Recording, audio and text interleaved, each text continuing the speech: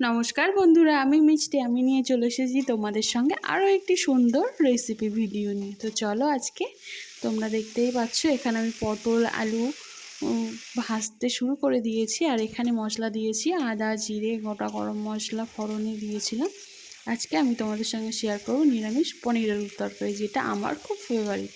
তো তোমরাও অনেকেই পনির খেতে ভালোবাসো, তো তোমাদের সঙ্গে এই ভিডিওটি আজকে শেয়ার করলাম। দেখো, আমার পনির আলু কষিয়ে জল ঢালা হয়ে গেছে, বেশ মনটা খুশি খুশি।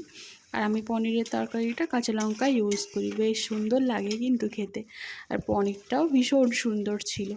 তো এরকম করে পনির আলুর তরকারি পটল দিয়ে খেতে কে কে পছন্দ করো অবশ্যই কমেন্ট করে জানিও। আমার কিন্তু অলরেডি পনির আলুর ঝোলটা শুকিয়েও গেছে, আমি এই মতো অবস্থায় নামিয়ে নেবো। আমার কিন্তু রেডি হয়ে গেছে। দেখতে কেমন হয়েছে অবশ্যই তোমরা বুঝতে পারছো, আর খেতেও কিন্তু বেশ সুন্দর হয়েছে। ভিডিওটি দেখার জন্য অসংখ্য ধন্যবাদ বন্ধুরা।